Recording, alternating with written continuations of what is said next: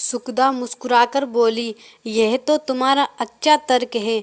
मरीज को छोड़ दो, वह आप ही आप अच्छा हो जाएगा। इस तरह मरीज मर जाएगा।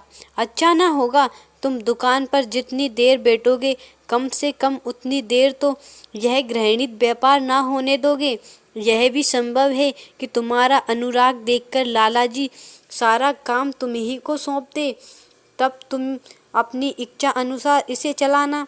अगर अभी इतना भार नहीं लेना चाहते हो तो ना लो, लेकिन लालाजी की मनोवृत्ति पर तो कुछ ना कुछ प्रभाव डाल ही सकते हो। वह वही कर रहे हैं जो अपने अपने ढंग से सारा संसार कर रहा है। तुम विरक्त होकर उनके विचार और नीति को नहीं बदल सकते। और अगर तुम अपना ही राग आलोपोगे तो मैं कह देती हूँ, अपने घर चली जाऊंगी। तुम जिस तरह जीवन व्यतीत करना चाहते हो वह मेरे मन की बात नहीं। तुम बचपन से ठुकराए गए हो और कष्ट सहने के अभ्यस्त हो। मेरे लिए ये न्याय अनुभव है। अमरकांत परास्त हो गया। इसके कई दिन बाद उसे कई जवाब सूझे, पर इस वक्त वह कुछ जवाब न दे सका। ना ही उसे सुखदा की बातें न्याय संगत मालूम हुई। अभी तक उसकी स्वतंत्र कल्पना का आधार पिता की कृपणता थी। उसका अंकुर विमाता की निम्रता से जमाया था। तर्क या सिद्धांत पर उसका आधार न था।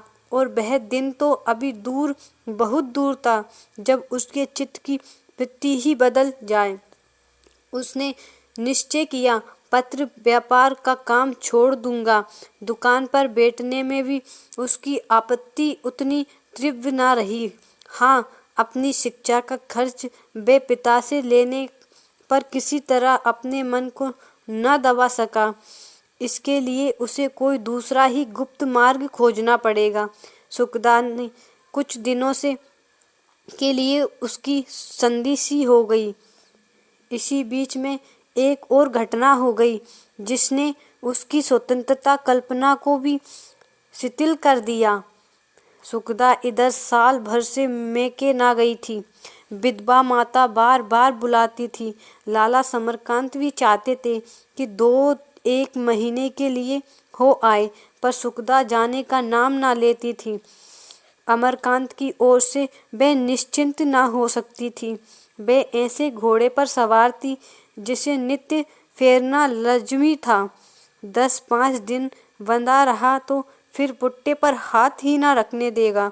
इसलिए वे अमरकांत को छोड़कर न जाती थी। अंत में माता ने स्वयं काशी आने का निश्चय किया।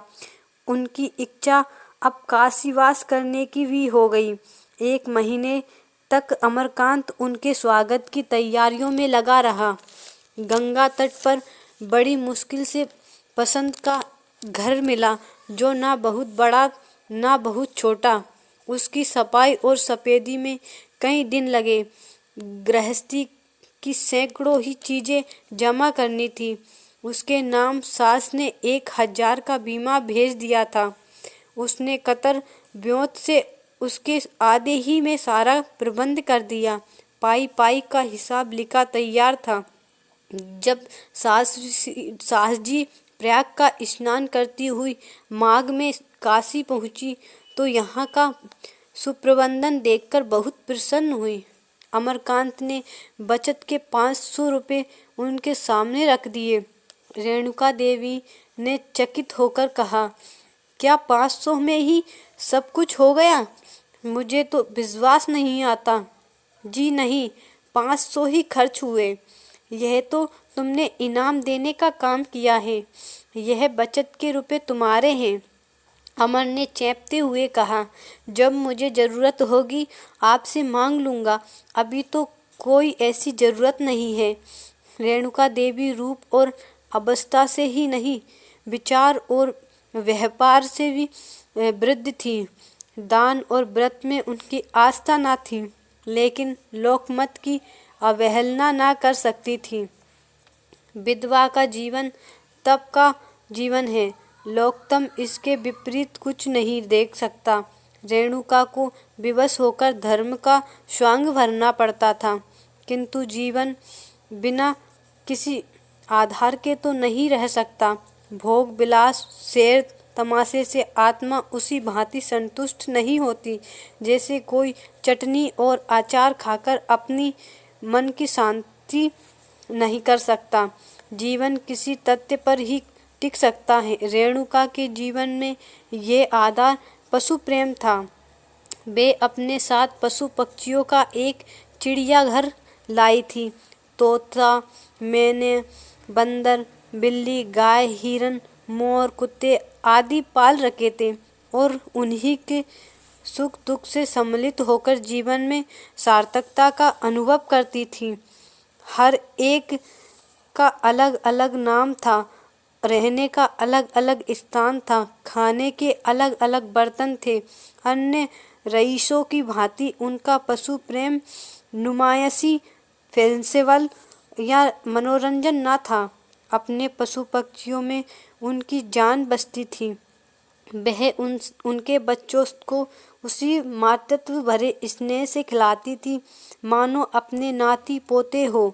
ये पशु भी उनकी बातें, उनके इशारे कुछ इस तरह समझ जाते थे कि आश्चर्य होता था। दूसरे दिन माँ बेटी में बातें होने लगी। रेणुका ने कहा, तुझे ससुराल इतनी प्यारी हो गई। सुखदा लज्जित होकर बोली, क्या करूं अम्मा, ऐसी उलझन में पड़ी हुई हूँ कि कुछ सूझता ही नहीं। बाप बेटे में बिल्कुल नहीं बनती। दादाजी चाहते हैं वे घर का धंधा देके। वह कहते हैं मुझे इस व्यवसाय से घृणा है। मैं चली जाती तो ना जाने क्या दशा होती। मुझे बराबर ये खटकता लगा रहता है कि वे देश विदेश की राह न ले। तुमने मुझे कुएं में धकेल दिया और क्या कहूँ।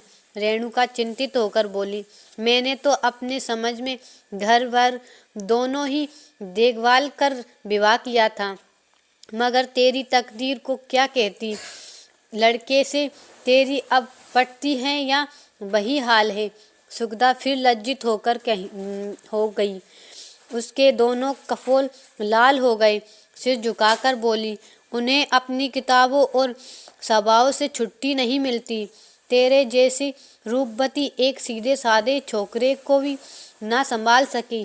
चाल चलन का कैसा है। सुखदा जानती थी अमरकांत में इस तरह की कोई दुर्वासना नहीं है, पर इस समय वे इस बात को निश्चयात्मक रूप से ना कह सकी।